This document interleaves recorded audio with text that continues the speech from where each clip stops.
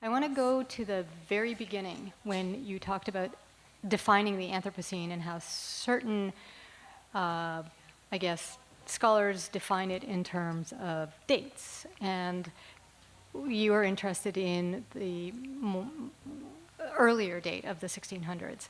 The 1950s, in my mind, you had said that, okay, I have to think this through. The 1950s, in my mind, not only sets a date of what we see in the graphs and charts, but in my mind also specifies a humanistic or human event, in that that primarily happened in industrialized countries, which makes a suggestion or assumption that that is actually settler groups. And so how is that different from what you and Zoe are considering in terms of the 1600s, that it doesn't take into consideration the colonization and settler eras? Yeah, that's a great question. I think that, like, for us, the thing that's sort of lacking in the 1950s, I think that, like, the drama that really unfolds in the 1950s and that you see actually in relationship to the nuclear bomb is this drama of the Cold War, right? So what you're seeing, like, when you think about the Anthropocene in relationship to that, it's this Euro-Western drama of communism and capitalism battling it out, right? In a very kind of crass way of putting that historical period. And then that is what is being written into the earth. And that is certainly something that we have to grapple with. I'm not trying to say that, like in a kind of, we were recently asked to do a kind of shortened and condensed version of the longer paper for a gallery publication. And in it, we kind of made the argument that perhaps actually what would be better is rather to have a kind of pluralistic understanding of perhaps the Anthropocene starts at different times for different peoples in different locations based on differential things. Of course, that is not going to be acceptable to the geologists, right? like we understand that. And so, part of the reason why we were latching on to 1610 is because it was already a proposition made by geographers. And they were making it on the same basis as the other geologists that are looking at the stratigraphic layer, right? So you can actually see in relationship to colonialism, not only just this dip in CO2 levels that happens as a result of the genocide, but also you see the massive circulation of plants and animals that comes about because of the colonial project. And we just thought that it was a much stronger tie to date it from 1610. And I think it's in part of the reason why for me that felt like a more evocative date. And all of this is to say that, despite the fact that we actually did give a version of this paper to the people who sit on the International Geologic Congress, while they were in the process of deciding, we circulated the paper amongst the members in July of 2016. I don't know how many of them read it, but they obviously didn't agree with us. But because they are proposing the 1950s as the date.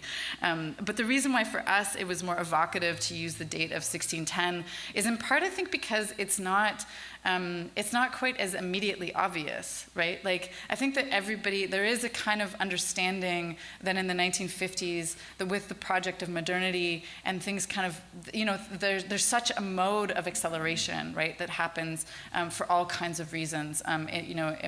The fixing of nitrogen in the atmosphere being one of the primary reasons in which we see the kind of explosion of population and the explosion of all kinds of other things, and obviously the unlocking of fossil fuels that happens in the late 19th century in a massive way. That all of these processes are getting accelerated in the 1950s. So I understand why that date is an important date, but I think the thing about that date is that you're already seeing it happening and you're not tracing it back to its roots, right? You're not tracing it back to, like, where is the actual originary moment? It feels like you're coming in the middle of the story rather than at the beginning of the story. And if the point of something like a geologic marker if there's a point to that, like if you take that as a premise, which is what we did, right? We were like, okay, well, this is how geology operates, and it has this one marker that has to be global, and it has to be seen in the record, and has to be seen in multiple places on the globe in the record simultaneously. You know, if you take that as the premise of the story, then and that it marks the beginning of an era, we think that to mark it from 1610 onwards helps explain where we are in a way that the 1950s just flat out won't, right?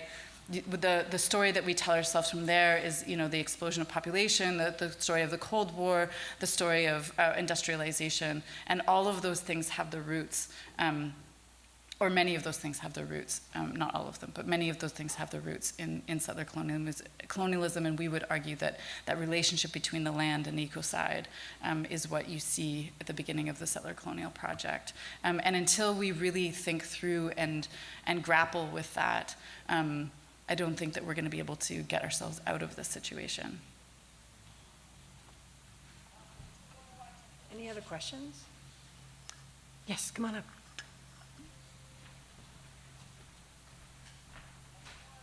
Hello. I guess for somebody who's new to some of these ideas, you talked about decolonization, the movement, and what's maybe associated with that, like the reparations and returning of land. Maybe on like a smaller person community scale, like what's some of the things like behaviors that should be encouraged to take part in the decolonization process? Yeah, that's a great question. I always I don't know if I'm the best person to answer that question, to be honest. But I'll tell you a couple things that I know, and then maybe you can continue asking that question to other folks that you know, that you trust, because because I don't think that I'm necessarily the best person to sort of say, well, how do we begin these processes of decolonization, right? And maybe that's sort of in direct opposition to everything I've just sort of outlined, so maybe that's a silly thing to say. But so I guess what I would say is that on a local level, I mean, I guess a number of different things that you can do. First of all, acknowledge whose territory you're on. If you're interested, then start building relationships with those people, right? And start asking them, what are some ways in which we could help your communities? What are the things that you need and want, right, in order to continue to achieve or expand claims of sovereignty, right? So that would be one of those things. So approach the Stockbridge Munsee Nation and say hey, I'm interested in learning about your histories and learning about how I could be an ally in relationship to any kinds of sovereignty movements that you're putting forward. And they might say, oh, there's nothing for you to do right now. We're not interested. We're more interested in building relationships amongst ourselves. And I think that that's a perfectly legitimate answer. But they might say something, right? There might be a legal case, for example, that you could help with. There might be protests that you could go to. There might be, other kinds of things, ways in which you could get involved. So that would be the one thing. The other thing I think is, for us white people, is to really educate other white people, right? So one of the things that I found, that I find is a real difference between America and Canada is that because we've had in Canada in the last 5 years, we had a Truth and Reconciliation Commission, all of a sudden, so a Truth and Reconciliation Commission to specifically deal with the fallout of the residential school system. And out of that came this incredible document that you can read. You can download it online. It has all kinds of actions that you can use, and actually that might be a really good place to start if you're interested in thinking through these questions. It has all kinds of actions that are more specific to a Canadian context, but I think could equally be applied to an American context. And in that, it calls for things like education, for example, right? A reanalysis of the educational process, because when I was growing up, there's still so many things that I'm so ignorant of, and it's really kind of embarrassing, right? And but when I was growing up, it wasn't until I was in grade 10 or 11 history class, and my history teacher was like, why are we speaking English in the middle of the Canadian bush? It wasn't until that moment that I was like, yeah, why are we speaking English in the middle of the Canadian bush? Like, that's so weird. Like, why are we doing this, you know? But like, it's the kinds of things that you take for granted, and it's in part because in our educational models, at least in the ones that I grew up in, there isn't any kind of real education about what the histories of these lands actually are, you know? About what that process was. Like, in fact, most of the time in the histories that I was taught when I was growing up, it's that you know, there were some Indigenous people, and then real history started when the Euro-Western people arrived, right? And that's when you actually start. And then, you know, the question of like, well, what happened to those Indigenous people? Who were they? What did they do? You know, like all of those kinds of things.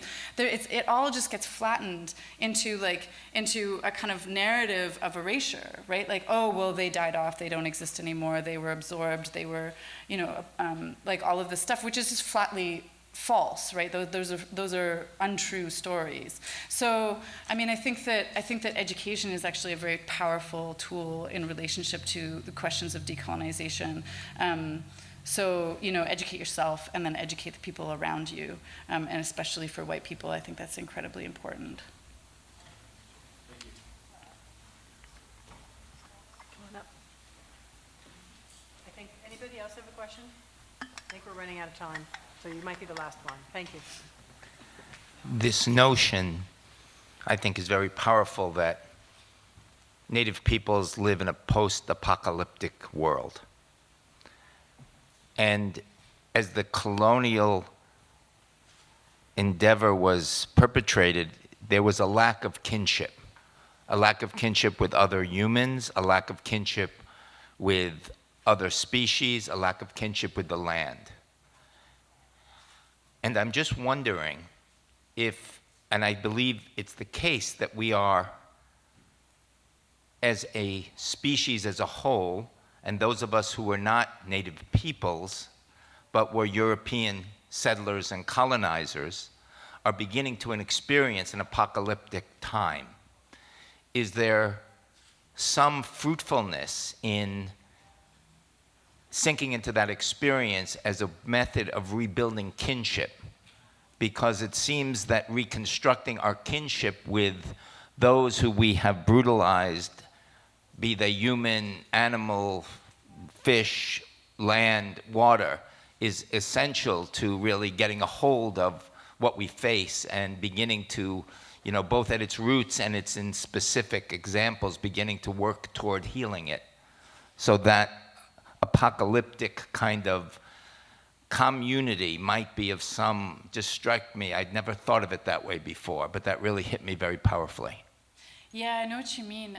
Like when I first ran across those articles and that way of talking about things, it also really hit me really powerfully and deeply, and made me really reconsider the kinds of apocalyptic narratives that I think that we're really facing in relationship to climate change. And I mean, I think that if there's anything good to be learned from this present moment, if there's anything good that's going to come out of climate change, it's precisely that of which you speak, right? Like, it's precisely that we are going to be forced. It's an opportunity to, an opportunity that's forced on us, but an opportunity nonetheless to reevaluate our place in the world, to recompose with our kin, right? With our non-human kin, with our human kin, to begin those projects of healing and establishing good relations.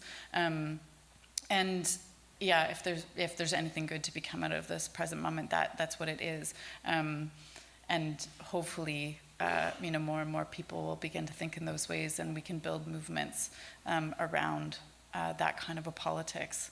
But I wouldn't go so far. I don't think we needed apocalypse to get here. It's just, unfortunately, that was sort of the wake-up call. That's where we've ended up. We'll just put it that way. Yeah. But yeah, I think you put that really beautifully. Thank you. Well, thanks so much for your attention. Thank you. I really appreciated it.